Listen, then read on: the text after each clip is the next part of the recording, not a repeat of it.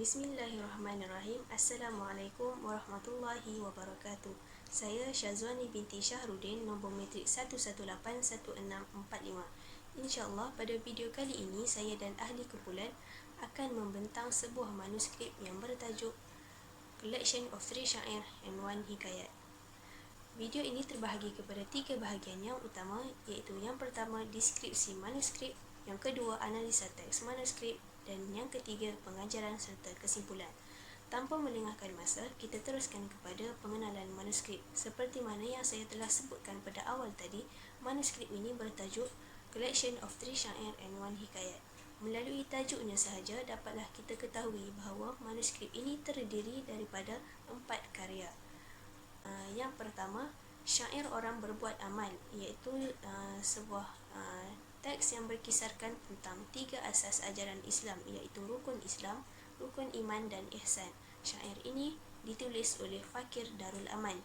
Yang kedua, syair yang disalin daripada seorang penulis yang bernama Ibrahim, iaitu syair silambari yang berkenaan dengan konflik orang Portugis dan orang Cina ke atas seorang wanita, dan syair surat kirim kepada perempuan merupakan puisi cinta dalam bentuk surat.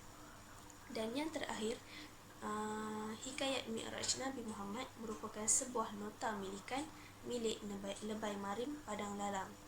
Sumber manuskrip ini. Kami mengakses manuskrip ini di laman sesawang British Library. Manuskrip ini merupakan koleksi British Library. Pada awalnya, manuskrip ini tersimpan dalam koleksi Indian Office Library, tetapi sejak tahun 1984, Indian Office Library telah bekerjasama dengan British Library. Secara automatik, manuskrip ini menjadi koleksi simpanan British Library. Nombor manuskrip ini MSS Malay B3, yang mana MSS Malay B3 ini merupakan kod naskah British Library. Bahasa yang digunakan dalam penulisan manuskrip ini ialah bahasa Melayu, tulisan Jawi lama, dan terdapat juga beberapa kosakata bahasa Arab. Tarikh akhir penulisan manuskrip ini ialah pada tahun 1806 Masihi. Seterusnya, struktur manuskrip. Manuskrip ini mempunyai 77 halaman keseluruhannya, tetapi hanya 50 muka surat sahaja yang kami analisa. Keadaan fizikal manuskrip ini masih dalam keadaan yang baik. Manuskrip ini juga boleh diakses secara atas talian dalam bentuk digital. Tulisan dalam manuskrip ini juga dalam keadaan yang baik, jelas dan masih boleh dibaca. Seterusnya, manuskrip ini bersaiz 200x145mm. Seterusnya, bahan yang digunakan dalam penulisan manuskrip. Yang pertama, kertas Cina dan dakwat berwarna hitam digunakan dalam penulisan syair Orang Berbuat Amal dan Hikayat Mi'raj Nabi Muhammad. Yang kedua, kertas Inggeris yang diperbuat daripada rami dan biji rami serta dakwat yang berwarna hitam merupakan bahan komposisi dalam penulisan syair silambari dan syair surat kiriman kepada perempuan. Bagi tiara air pula, pada halaman Rektor 49, iaitu pada teks Hikayat Mi'raj Nabi Muhammad, terdapat satu kesan berus, yang mana kesan berus ini lazimnya merupakan petunjuk bahawa bahan yang digunakan ialah kertas Cina. Bagi catchword pula, terdapat catchword di sebelah kiri bawah setiap muka surat ganjil yang menunjukkan halaman seterusnya. Namun, pada Hikayat Mi'raj Nabi Muhammad, tiada catchword ditemui. Bismillahirrahmanirrahim. Assalamualaikum warahmatullahi wabarakatuh. Saya Nur Syamira binti Huzaimi, nombor matrik 1181641. Jadi, saya akan menceritakan mengenai isi kandungan yang terdapat di dalam syair Orang Berbuat Amal. Syair Orang Berbuat Amal ini merupakan karangan daripada Fakir Darul Aman. Syair ini menceritakan mengenai ajaran Islam dan terdiri daripada 3 asas utama, iaitu rukun Islam, rukun iman dan juga ihsan. Pengarang memulakan dengan menyatakan mengenai istinja kerana ia merupakan permulaan dalam menyempurnakan segala ibadat. Jika tidak beristinja dengan betul, maka tidak sah segala ibadat. Apabila tidak sah ibadat, maka kita akan berdosa. Alat beristinja itu sama ada menggunakan kayu, batu atau air mutlak. Yang ketiga, pengarang menceritakan mengenai beberapa amalan ibadah yang perlu dititikberatkan oleh kita sebagai umat Islam. Antaranya ialah penulis menceritakan mengenai fadilat membaca Al-Quran. Antara fadilat membaca Al-Quran yang pertama ialah kitab suci yang telah diturunkan kepada Nabi Muhammad SAW sebagai salah satu mukjizat baginda, dan Al-Quran juga merupakan wahyu daripada Allah. Yang kedua, hidayah dan petunjuk umat manusia sehingga ke hari kiamat, sebagaimana yang disebutkan di dalam surah Al-Isra ayat ke-19 yang berbunyi, sesungguhnya Al-Quran ini memberikan petunjuk ke jalan yang amat betul, iaitu agama Islam, dan memberikan berita yang menggembirakan orang-orang yang beriman bagi mereka yang mengerjakan amal soleh, bahawa mereka akan memperolehi pahala yang amat besar. Yang ketiga, Al-Quran akan menjadi pembela di akhirat kepada mereka yang membacanya di dunia ini, mengangkat tinggi kedudukan orang yang membaca Al-Quran dengan cara istiqamah dan juga tertib, iaitu dengan cara yang sopan. Yang kelima, setiap satu huruf membacanya, Al-Quran akan mendapat ganjaran pahala yang amat besar. Yang keenam, mendapat rahmat dan lindungan oleh malaikat. Dan yang terakhir, dapat menyembuhkan penyakit hati. Seterusnya, di dalam syair ini turut menceritakan mengenai perkara-perkara yang membatalkan solat. Yang pertama, berkata-kata dengan sengaja, iaitu bercakap dengan sengaja selain daripada ayat Al-Quran. Yang kedua, menambah atau mengurangkan perkara rukun dalam solat, iaitu membuat perkara yang tidak disuruh sama sekali ketika di dalam solat. Yang ketiga, kedatangan hadas kecil atau hadas besar. Yang keempat, terdedahnya aurat dan tidak menutupnya secara sempurna, iaitu terdedahnya aurat ketika kita sedang solat. Yang kelima, mengeluarkan suara selain bacaan dalam solat, contohnya ketawa sehingga terkeluarnya suara. Selain itu, penerangan mengenai rukun-rukun Islam. Yang pertama, mengucap kalimah syahadah, asyhadu an la ilaha illallah wa asyhadu anna Muhammadar Rasulullah. Yang kedua, mendirikan solat 5 waktu, iaitu solat subuh, zuhur, asar, maghrib dan juga isyak. Yang ketiga, berpuasa di bulan Ramadan. Yang keempat, mengeluarkan zakat, dan yang terakhir ialah menunaikan haji bagi orang-orang yang berkemampuan. Dan yang terakhir, di dalam syair ini turut menceritakan mengenai faedah-faedah solat.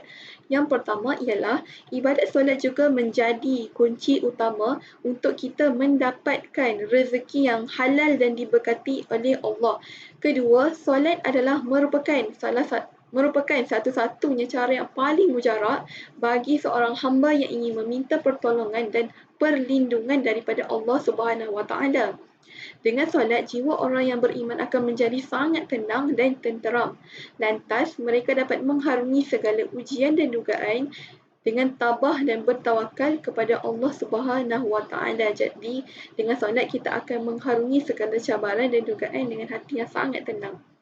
Yang ketiga, dengan solat kita akan mendapat rahmat Allah sehingga hari kiamat, yang mana kita dapat menjauhkan diri daripada azab kubur dan juga azab api neraka. Keempat, solat juga memberatkan timbangan pahala ketika berada di akhirat kelak. Akhirnya dapat disimpulkan bahawa solat adalah salah satu ibadat yang mendekatkan diri kita dengan pintu syurga, kerana solat adalah rukun Islam yang kedua yang wajib dilaksanakan oleh seluruh umat Islam. Jadi, itu sahaja daripada saya. Terima kasih. Assalamualaikum warahmatullahi wabarakatuh. Nama saya Nur Ain Syuhada binti Nawi. Nombor matrik 1181640. Syair seterusnya ialah syair Silambari.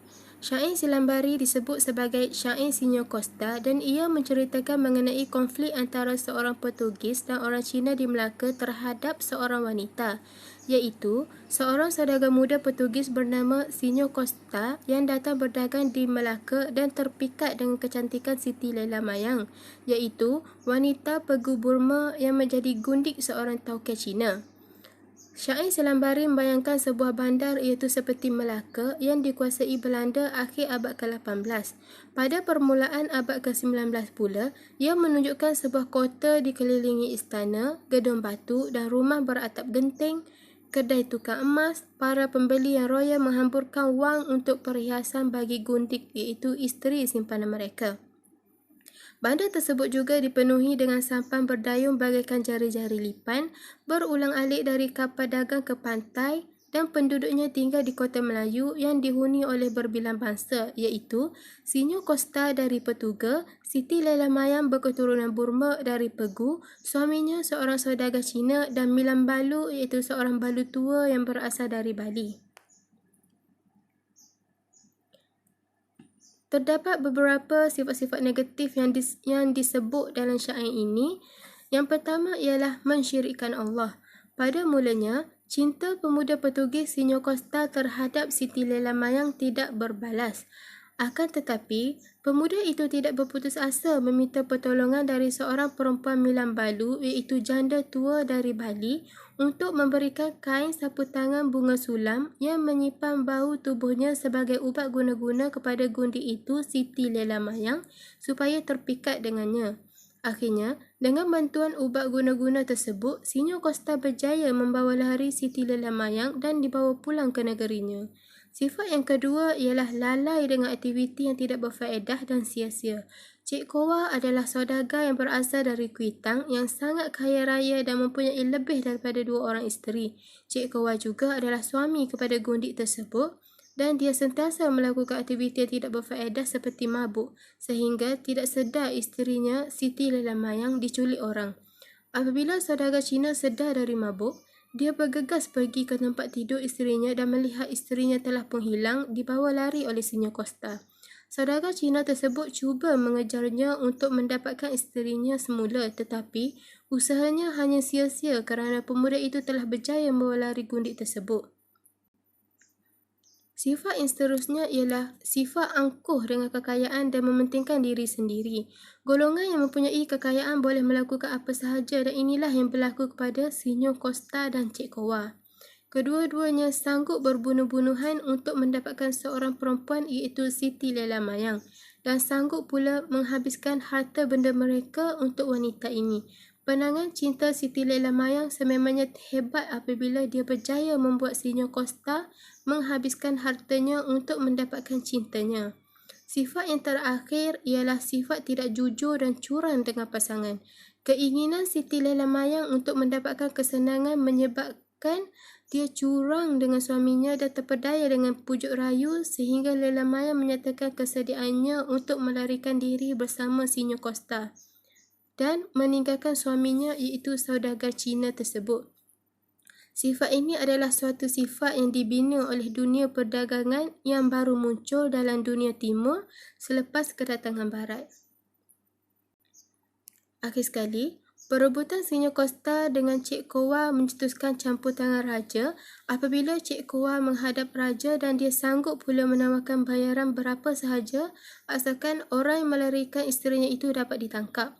Kekalahan di pihak Cik Kowa menyebabkan dia akhirnya muflis kerana terlalu banyak berbelanja untuk menghantar kapal mengejar Sinyo Costa dan bukan itu sahaja, dia juga turut kehilangan isterinya Siti Laila Mayang.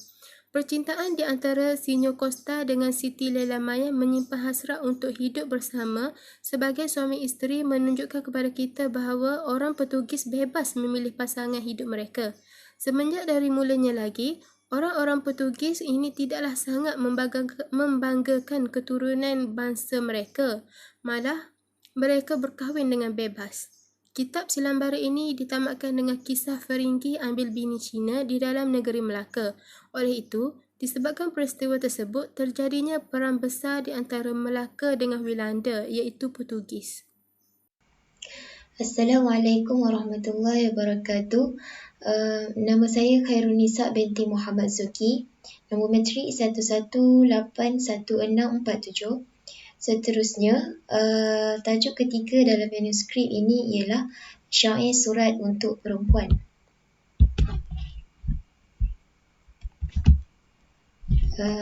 Syair surat untuk perempuan ini menceritakan tentang seorang yang membahasakan dirinya sebagai kekanda yang dari utara ini menyampaikan hajatnya melalui surat ini untuk memperisterikan seorang perempuan yang dibahasakan sebagai adinda yang berasal dari selatan.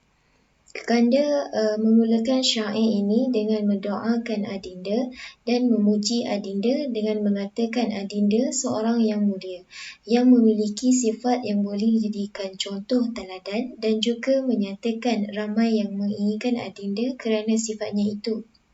Seterusnya, kekanda membandingkan dirinya dengan adinda yang tempat tinggal kekanda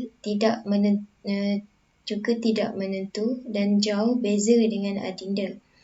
Tentu orang bijaksana serta memiliki sifat seperti adinda sahaja yang akan mendapatkan adinda dan kekanda mengaminkan doanya tadi. Seterusnya, kekanda menyampaikan keinginannya untuk memperisterikan adinda dan berdoa supaya dikurniakan Allah untuk bertemu dengan adinda supaya dapat hilangkan perasaan rindunya yang teringat akan adinda siang dan malam. Seterusnya, kekanda turut menceritakan pernah melihat adinda bermain di taman bunga dan setelah melihat ke adinda semakin kuat di dalam fikirannya. Suatu malam, kekanda bermimpi seperti adinda datang di sisinya. Kemudian, kekanda terkejut lalu terbangun dari tidur. Rupa-rupanya itu hanyalah mimpi. Tetapi kekanda bahagia kerana telah bermimpikan adinda. Setelah itu, kekanda memuji kecantikan adinda seperti bidadari nila utama dan menyatakan dirinya lebih baik mati daripada hidup jika tidak bersama dengan adinda. Seterusnya, kekanda menyatakan perasaannya yang dipendam. Kekanda menulis syair ini dengan hati yang rindu terhadap adinda sehingga tidurnya tak lena siang dan malam. Hati kekanda sangat menyeksakan, gelisah, sedih bercampur bimbang kerana adinda sangat berharga bagi kekanda. Kekanda menyatakan dirinya sakit. Kekanda bukannya tidak mahu usaha untuk mencari ubat, bahkan telah berjumpa dengan bomoh, tetapi ubatnya hanya ada pada adinda. Seterusnya, kekanda bertanya kepada adinda, adakah adinda sudi menerimanya?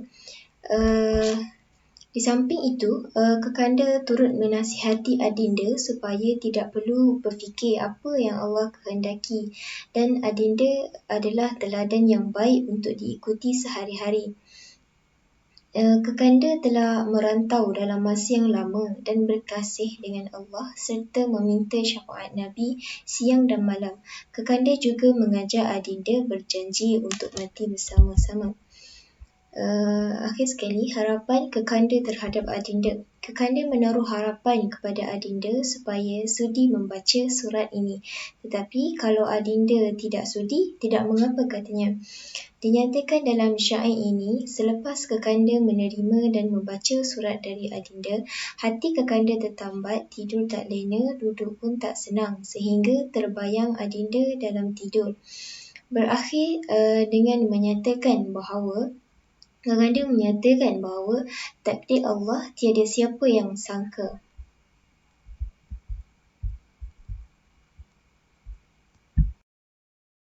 Seterusnya saya akan teruskan dengan hikayat Nabi Mi'raj atau hikayat Mi'raj Nabi.